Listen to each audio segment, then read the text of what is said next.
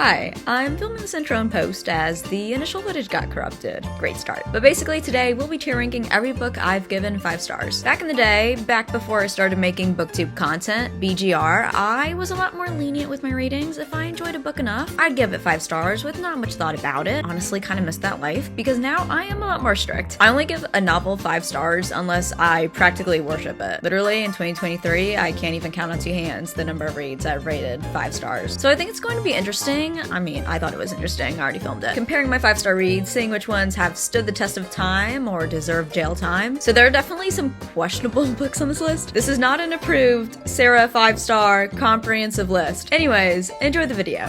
Let's go through the tiers. The first tier, Girl Boss. Think of these books as 6-star reads, transcendent literature, absolutely tippity-toppity favorites. Next we have Alan. Like Alan, these are the books that don't quite fit into the 5 stars around them because they're better than them. These books have that extra spice that elevates them above the rest. Next, Holds Up is for solid 5-star reads. I loved these. They gave me that 5-star feeling, but maybe they just didn't provide me with much more than that initial experience. Following, we have Congratulations, You're Getting Demoted. Okay, now we're getting into the books that if I were to reread them, I would probably change my rating. The old me probably loved them in the moment. They were 5 stars, but as I said, I am more selective now. That's the nice way of saying picky. Then lastly, the Delusion tier. These are the books that I have no idea how and why they are rated 5 stars. Looking back, I must have been lying to myself in some capacity. We don't talk about these moments of delusion here on my channel. I have a good handful of books here that I have never talked about on my channel, so if you see anything that makes you think, wow, Sara, I would have never guessed that you would pick that up. Yeah, me too. First up, we have Book Lovers. This to me is an all-around great romance. Nora is what my inner ego wants to be. I love her. There's also many bookish elements, which is my love language. It definitely holds up. I don't think she's an Alan. She's more so a Barbie. Like, she's stunning, great, gorgeous babe, but just not an Alan. The way I used to be.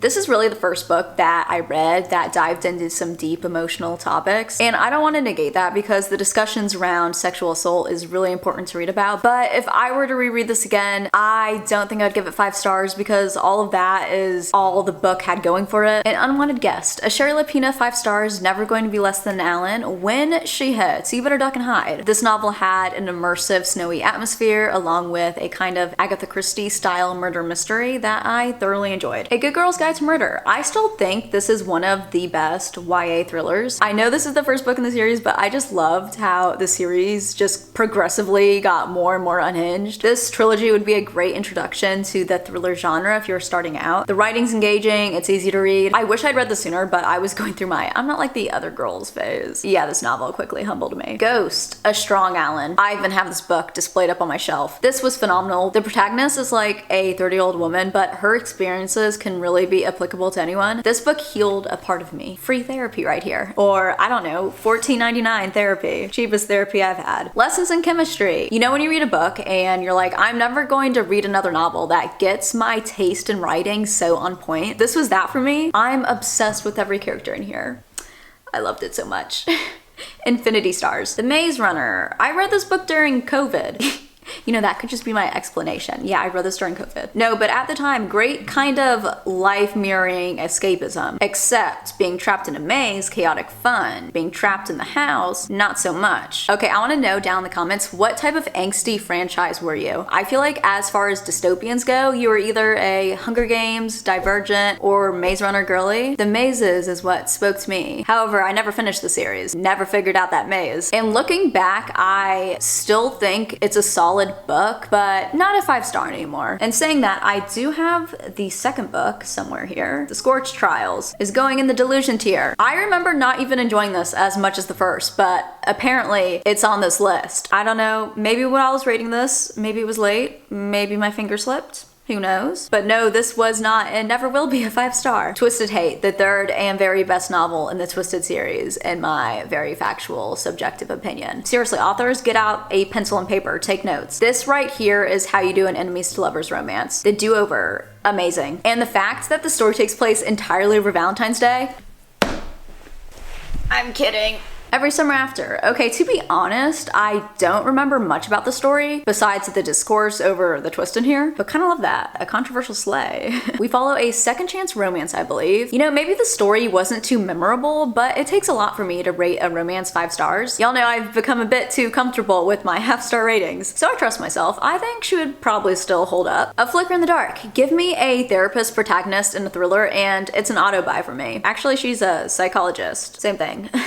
No, it's not. No, but really, to all my therapist besties out there, y'all are doing God's work. How does it feel being so cool? Can't relate. The vibes in here were dark, suspenseful. I really enjoyed it. The Great Alone. Oh, I lived, left, loved this. The Alaskan setting and the story of survival within an abusive dynamic was profound. The Love Hypothesis. I know some of y'all love to hate this, but I thought it was so fun. I'm not even going to try to deny the problematic bits of writing in here, but I was just giggling and kicking my feet the whole time. I loved it a lot. It's a rom-com, it gave me the feels. What else can I say? Truly Devious, a comfort read for me, holds up. As for the rest of the series, I don't think these are 5 stars. If anything, I think maybe the first, which I loved so much, clouded my actual perception of the books as individuals. I guess I can also describe what I'm trying to say, like, at a certain point, the first book in a series almost becomes nostalgic in a way, and while reading the rest, it's hard to discern if what you're enjoying are the novels or the elements that remind you of the initial book. Still, I think these are worth a read, especially if you enjoyed the first novel. I'm glad my mom died. What an incredible read. I grew up watching Jeanette McCurdy on TV, but after reading this very candid, heartfelt account of the abuse she went through and what she endured as a child actor, I gained a newfound appreciation for her and her work. Jeanette is so strong. She is an amazing writer. This was truly an unforgettable novel. One of Us is next. I should probably do One of Us is Lying first, as that is the first book. There's always going to be a special place in my heart for this novel, since it's the book that made me fall in love with reading. I hate to do this, I really do. It really hurts, but the story would probably be a bit predictable for me now. One of Us is Next is getting demoted as well. Does all this mean I'm not going to pick up the recently released 3rd installment? Absolutely not. I would have already bought it if my TBR wasn't overflowing already. I will get it at some point. That point is just to be determined. To All the Boys I've Loved Before. This is another novel I read pretty early on in my reading journey, but I still think about it all the time. I love these characters, the most wholesome, cheesy story that lives rent-free in my head. The Deal. I didn't think going into this novel that I would rate a sports romance 5 stars. I kind of find sports boring, but I did. And I still stand behind that. This is a romance where both characters you can't help but love and love their love because they are meant for each other. Malibu Rising, send her up, send her up. I would love to get this book tattooed on me if I could think of an idea that involved something other than a surfboard. Taylor Jenkins Reid doesn't just get readers to sympathize for the characters, but also empathize with them, and that's what makes her book so special. I swear on the Malibu Rising, I think about this book at least once a week. Blood Sugar, another banger with another therapist protagonist. I think we're sensing a theme here. Speaking of therapy, Turtles All the Way Down. I needed therapy after this novel. Turtles All the Way Down? Yeah, I turtled all the way down. I don't blame this book. I just don't think it was great for my mental health at the time. But I gave it 5 stars. Delusion. Ready Player One is a science fiction novel, a genre I don't read much of, that I thoroughly enjoyed. The Outsiders. Okay, this one's interesting. I think this might be considered a classic now. At the time when I read this, I didn't know that. It was just another book my mom bought me because she had heard it was good, and love her for that because I remember really enjoying this, but that was so long ago. Would it still hit the same? I don't know where to put this. Y'all, I'm gonna make a new category. The need to reread category. I feel like this book has 5-star potential. I would just need to reread it to be sure. A Little Life. Now, this is a modern classic that is stunningly written and portrays one boy's life in such a raw way. It definitely holds up. She's not an Allen because 800 pages. Would I willingly put myself through that again? Not in this lifetime. This is a one and done read. It ends with us. Used to be a 6-star read for me. And listen, Colleen Hoover writes really entertaining, easy to read novels that are great for if you're trying to get into reading, which I thank her for, but I've just read better and less problematic books since then, and I just don't feel comfortable keeping this as a 5-star. Verity, on the other hand, holds up, but this was wild. Look, I love a good thriller, Frankenstein romance of a novel. My friends who do not like Colleen Hoover, I've been trying to get to read this because I'm like, guys, even if it's just a hate read, you have to read this one by her because it's just such a fun, wild, ridiculous time. The Raven Boys, I read back in high school, and for some reason that is beyond me. I decided that I would read one novel from the series over my 4 years. Not gonna lie, that willpower is kind of impressive, but why? Why? What was my reasoning behind doing that? I would definitely change my rating for the series nowadays. If you notice, I don't have the 4th book on this list. That is probably because by the time I got around to reading it, I realized that I had been gaslighting myself. I don't even think I have it rated on Goodreads. I cannot bring myself to rate it. It's like admitting I was wrong. Kiss the Sky is the first book in the Calloway Sisters spin-off series from the Addicted series and is definitely my favorite book in the Addicted universe by far. The academic rivals to lovers made me feel simultaneously dumb and swoony. You know, that doesn't sound like a good thing, but guys, there's nothing hotter than knowledge, okay? Not a Happy Family. What did I say about Shayla Pina? She cannot be any lower than Alan. Good thing she's a girl boss. Daughter of the Pirate King and Daughter of the Siren Queen. This series is still one of my favorite fantasy series. I'd even classify this as romantasy, but with a fiery redhead female Jack Sparrow. Okay, I'm going to do the rest of the Addicted books now. They hold up. I have Ricochet and Addicted for Now. The first book, Addicted to You, was not a 5-star for me. I still really enjoyed it. I gave it a 4.5, but it was very much so a setup for the rest of the series. The Lost Causes of Bleak Creek. This is by Rhett and Link.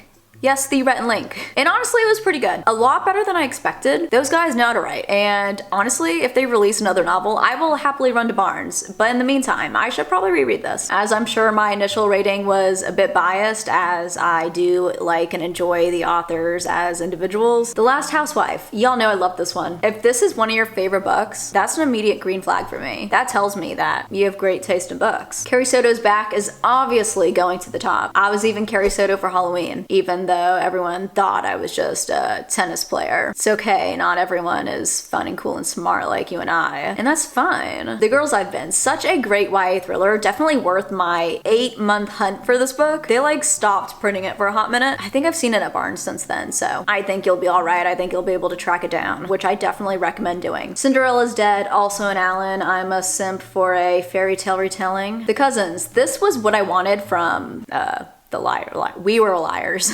We Were Liars. From an outside perspective, these books are pretty similar. They both take place on an island. They have a similar friendship dynamic. So if you did not like that novel like me, I'd recommend this one. I found this one more satisfying, but still, I'd probably change my rating to a 4.5 if I were to rate this on my current rating scale. Brain on Fire is a memoir that reads like a thriller, and so I loved it. I actually did read this for school, but I would have read it on my own. Party World can be seen right at the top, This section is so me.